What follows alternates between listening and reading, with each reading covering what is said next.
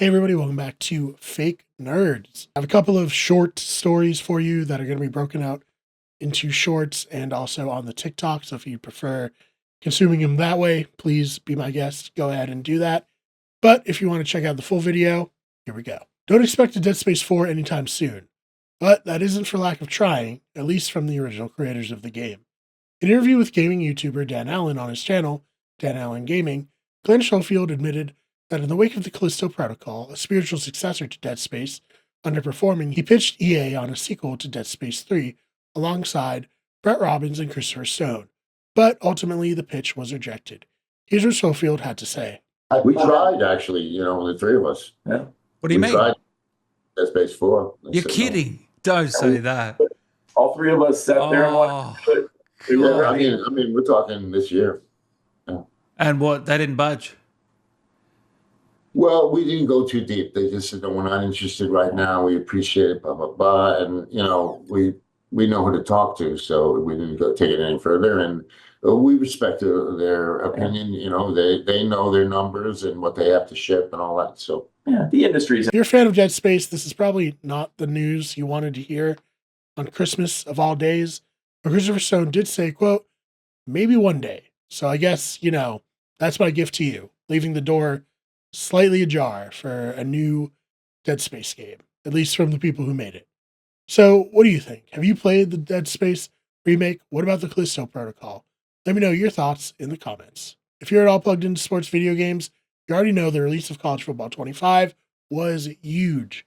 Fans have been waiting for 11 years to get their hands on a new college football game. Due to the name, image, and likeness lawsuits, it felt like that day would never come. But EA was able to work out a deal with college football players and release College Football 25. And while it isn't perfect, as someone who's put in more than 100 hours into the game so far, I have to say it's, pretty damn good.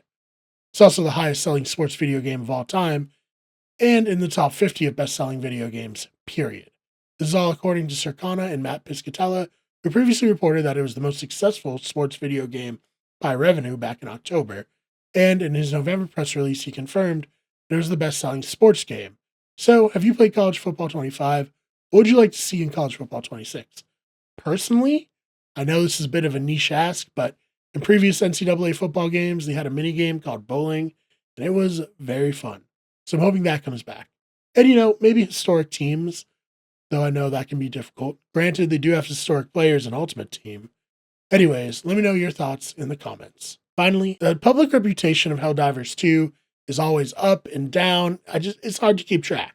So, fresh off the heels of a new announcement and introduction of a new enemy type, the Illuminate, something that revitalized interest and brought back players in droves, they had to balance that good publicity out with something bad, a collaboration with Killzone.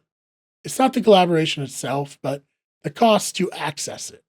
Since launch, Helldivers has offered players war bonds that can be bought with premium currency. They're kind of like, battle passes.